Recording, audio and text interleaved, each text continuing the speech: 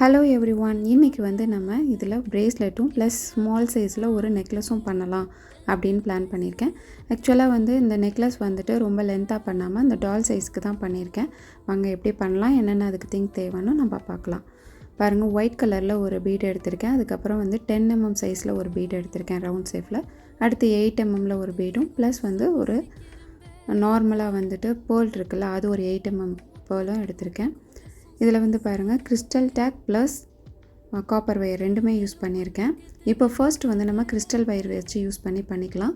இடையில டிசைனுக்காக வந்து சில்வர் கலரில் இருக்கக்கூடிய ஒரு 2 mm சைஸு பீடும் எடுத்திருக்கேன். ஃபஸ்ட்டு கிறிஸ்டல் டேக் யூஸ் பண்ணி நம்ம பண்ணலாம்.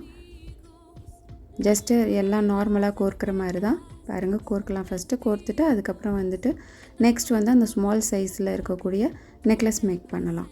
அது வந்து காப்பர் வயர் யூஸ் பண்ணி நம்ம பண்ணுவோம்.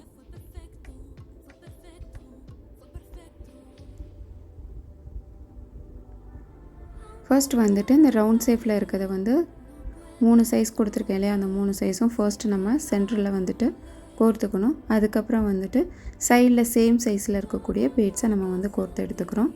எடுத்துகிட்டு ஜஸ்ட்டு நார்மலாக நம்ம எப்படி நாட் போடுறோமோ அது மாதிரி தான் இதில் நான் போட்டிருக்கேன். போட்டு என் பண்ணிக்கோங்க. இந்த கிறிஸ்டல் டேக் என்னென்னா, நம்ம நாட் போடும்போது கொஞ்சம் லூஸ் கொடுக்கும்.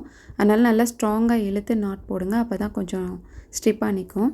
இல்லைனா முடிச்சு கலண்டுட்டு வந்துடும். ஸோ அந்த நாட் போடும்போது கொஞ்சம் கேர்ஃபுல்லாக பண்ணுங்கள்.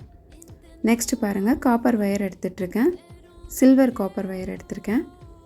இதுக்கு வந்து சில்வரில் வந்துட்டு நான் இந்த மணி ஃபுல்லாக கோர்த்துட்டு என்ன பண்ண போகிறேன்னா, லாஸ்ட்டில் வந்துட்டு என் லாக் இருக்கு இல்லையா, செயின், அது வந்து கொடுத்து என் பண்ண போகிறேன்.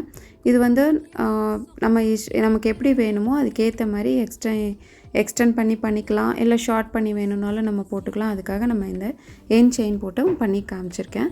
பாருங்கள், இது பிடிச்சிருந்துச்சுன்னா கண்டிப்பாக ஆர்டர் கொடுங்க. இது பிரேஸ்லெட்டாகவும் யூஸ் பண்ணிக்கலாம்.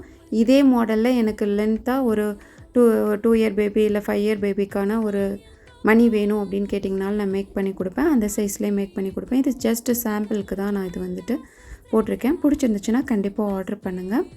நெக்ஸ்ட் ஒரு இன்ட்ரெஸ்டிங்கான ஒரு வீடியோவோட நான் உங்களை மீட் பண்ணுறேன். தேங்க்யூ ஃபார் வாட்சிங்.